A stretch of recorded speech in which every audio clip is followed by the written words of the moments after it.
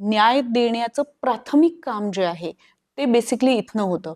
आता conviction rate आपण जर पाहिला तर तो फार काही वाढलेला आपल्याला दिसून येत नाही.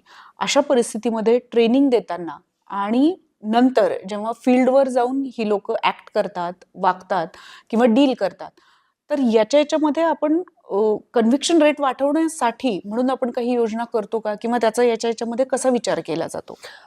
ॲक्चुअली ट्रेनिंगमध्ये आता बऱ्यापैकी नवीन म्हणजे जसं पी-एनना तपासाचे अधिकार मिळालेले आहेत. तर ह्या पी-एन लोकांचं एक वेगळं ट्रेनिंग ठेवलं जातं. त्यामध्ये त्यांना तपास कसा करायचा, हा तपास करताना व्यवस्थित कसा करून ह्याच्यामध्ये कन्व्हिक्शन कसं मिळवायचं, याचं पूर्ण ट्रेनिंग दिलं जातं. किंवा मुली ज्या असतात ह्या सुरुवातीला बेसिक असतात, ह्यांना त्या तपासाचे अधिकार नसतात. पण त्या क्राईम सीन हँडल करत असतात, डील करत असतात. त्यावेळेला तिथं काय प्रिकॉशन्स घ्यावे लागतात. म्हणजे जसं एमबीएस ही प्रणाली आहे, फिंगरप्रिंट आहे, याची कामं हे लोक करत असतात क्राईम सीनवरती या सगळ्या गोष्टी.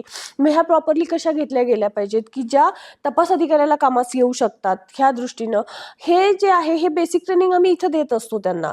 आणि ज्यावेळेला तपासाचे अधिकार मिळतात असेही कॉन्स्टेबिलिटी आमच्याकडे येते, की त्यांना आता तपासाचे अधिकार मिळालेले आहेत आणि आता त्यांचं ट्रेनिंग करायचं आहे. तर त्या दृष्टीनंही त्यावेळेला ते जेव्हा येतात त्यावेळेला इन्व्हेस्टिगेशनच्या दृष्टीनं चांगले इन्व्हेस्टिगेटिंग ऑफिसर्स बोलवले जातात किंवा इन्व्हेस्टिगेशनचे जे तपास चे जे काही बुक्स आहेत ते इन्क्लूड केले गेलेले आहेत, ज्याच्यातून त्यांना तपास कसा करायचा ह्याचं प्रशिक्षण देऊन मग परत त्यांना तपासाचे अधिकार दिलेले असतात. त्यानुसार त्यांना परत डिपार्टमेंटमध्ये हे केलं जातं.